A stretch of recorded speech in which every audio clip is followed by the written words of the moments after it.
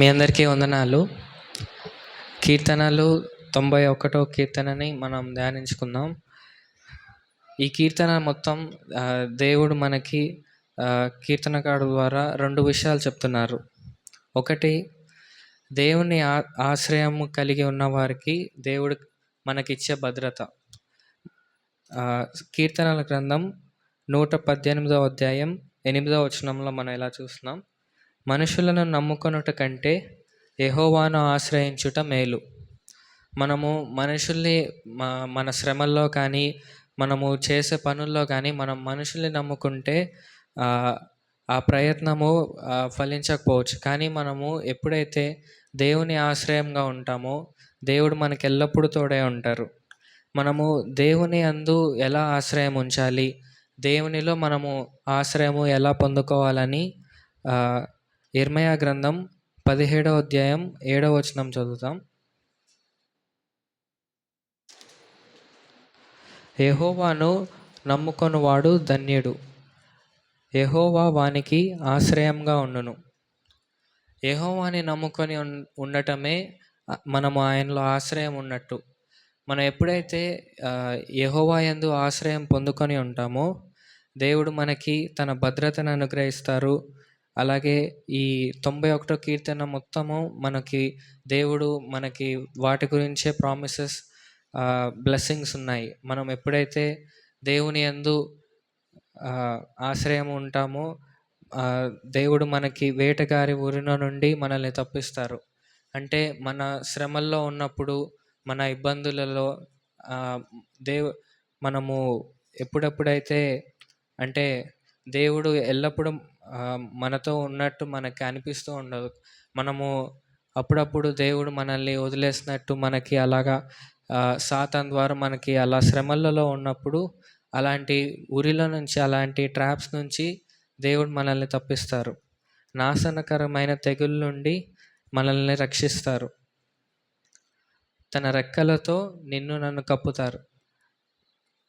ఒక పక్షి తన పిల్లల్ని కాపాడినట్లు దేవుడు మనల్ని, మనం ఎప్పుడైతే మనం అతనికి మొరపెడతామో ఆయన మనకి ఉత్తరం ఇచ్చి మన శ్రమలలో దేవుడు మనల్ని అలాగూ కాపాడతారు. రాత్రి వేళ భయంకైనను, పగటి వేళ మనకు వచ్చే బాణములైనను మనము ధైర్యంగా ఎదుర్కోగలం. మనకు కావాల్సిన ఆ ధైర్యము దేవుడే మనకిస్తారు. మనము ఆయన్ని అడిగినప్పుడల్లా ఆయన మనకి ఉత్తరం దయచేస్తారు. మనము 7వ వచనంలో చూసుకున్నట్లయితే, ఎంతమంది కూలిపోయినాను, 10,000 మంది నీ కుడి పక్క పడిపోయినాను అపాయం ఏమీ నీకు రాదు అని. మనం దానియేలు గ్రంథంలో చూసినట్లయితే దానియేలు స్టోరీలానే మనము ఎంత మంచిగా ఉన్నా కానీ మన మీద ఇతరులు కుట్ర పని మనల్ని ఎట్లయినా మన ప్లేస్ నుంచి తీసేయాలని, మన మీద తప్పుడు నిందల్ని మోపి, అంటే మనం ఉన్న చోట్ల ఉండకుండా మనల్ని ఎట్లయినా దించాలని దుర్మార్గులు, అవిశ్వాసులు కానీ మన శ్రమలే మనుషులు కాకుండా మన శ్రమలే మనల్ని అనుకోవచ్చు. మనము ఎన్నోసార్లు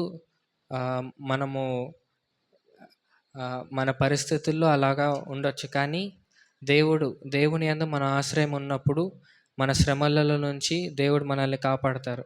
నీ కుడి పక్క 10,000 మంది కూలినను, నీ ఎడమ పక్కన 1000 మంది కూలినను నీకు అపాయం ఏమీ రాదు అని దేవుడు మనకి వాగ్దానం చేస్తున్నారు. అలాగే మనం ఎప్పుడైతే ఆయన యందు ఆశ్రయించి ఉన్నామో దేవుడు మనకి ఆయన అనుగ్రహం అనుగ్రహిస్తారు, ఆయన కృపను అనుగ్రహిస్తారు. మనము ఆయన కృపలోనే మనం ఉన్నాము. ఆయన కృప బట్టే మనకు నిరీక్షణ ఉంది. ఆయన కృప వల్లనే మనము మళ్ళీ లెగగలుగుతున్నాం. మళ్ళీ ఆయనలో మనము ధైర్యం చూడగలుగుతున్నాం. అపాయం నుంచి, తెగుళ్ళ నుంచి సమీపించకుండా దేవుడు మనల్ని కాపాడతాడు. మనము 10వ వచనంలో చూసినట్లయితే, నీకు అపాయం ఏమీ రాదు, ఏ తెగులును నీ గుడారమును సమీపించదు. మనం ఎప్పుడైతే దేవుని యందు ఆశ్రయం ఉంచుతామో దేవుడు మనకి తన అనుగ్రహం ఇస్తారు. మన గుడారంకి శ్రమ రాకుండా చూసుకుంటారు. మన విపత్తుల్లో మనల్ని ఎత్తుకొని నడిపిస్తారు. కీడు నుండి మనల్ని తప్పిస్తారు. కీర్తనల గ్రంథం 34వ అధ్యాయం 8వ వచనం చదువుదాం.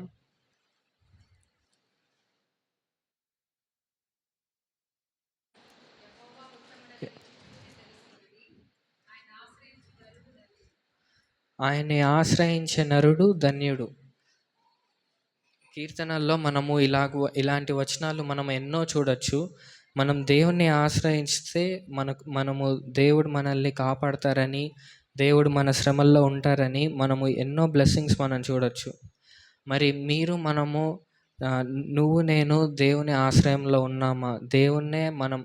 దేవుణ్ణి మనం సమీపిస్తున్నామా? ఆయన నీడని ప్రతి దానిలో ఆయన ఒక ఉద్దేశం ఏంటి, ఆయన ఒక ప్రణాళిక ఏంటి మన పట్ల అని మనము దేవుణ్ణి అడుగుతున్నామా అని మనం చూసుకోవాలి. మనం చేసే ప్రతి చిన్న పనిలో కానీ పెద్ద డెసిషన్స్లో కానీ మనం ఎప్పుడూ దేవుని యొక్క ఆలోచన ఏంటి, దేవుని యొక్క ప్రణాళిక ఏంటని మనము ఎరిగి ఉండాలి. కీర్తనల గ్రంథం 20వ అధ్యాయం 7వ వచనంలో మనం చూస్తున్నాం. కొందరు రథము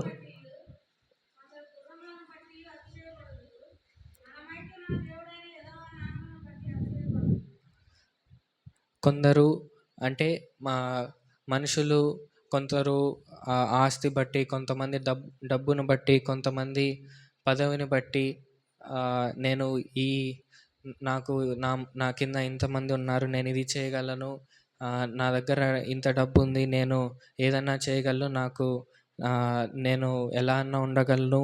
కానీ మన అతిశయం అది కాదు. మన బలం అది కాదు, మన ధైర్యం అది కాదు. మనము యెహోవా నామం బట్టి అతిశయిస్తాం. మనము ఈ లోకంలో మనము ఎంత ధనంగా, ఎంత లగ్జరియస్గా జీవించినా కానీ డెత్ అనేది ప్రతి ఒక్కరికి వస్తుంది. కానీ మనము అది ఎంతో బాధాకరమైనది. కానీ మనము సంతోషించగలం. ఎందుకంటే అది జరిగిన మరుక్షణం మనం ఎక్కడుంటామో మనకు ఆ నిరీక్షణ మనకుంది. దేవుని యందే మనము అతిశయించాలి. డబ్బు బట్టి కానీ, ఈ లోకంలో ఉన్న ఏ విషయం బట్టి కానీ మనం అతిశయించకూడదు. నేను చెప్పాలనుకున్నది ఏంటంటే, ఈ కీర్తన నుంచి దేవుని నామంలో మనం ఆశ్రయించుకున్నప్పుడు దేవుని నుంచి మనకి ఇన్ని దీవెనలు వస్తున్నాయి.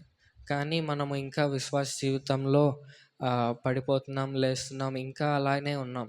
మనం ఇంకా ఎదగాలి, ఇంకా దేవునిలో ఉండాలి. దేవుని యందు ఆశ్రయం ఉంచుకొని మనం ఇంకా ముందుకు కొనసాగాలి. మనము దేవుని నామమందు అతిశయించి దేవుని నామానికి మహిమకరంగా జీవించాలి. ఆమేన్.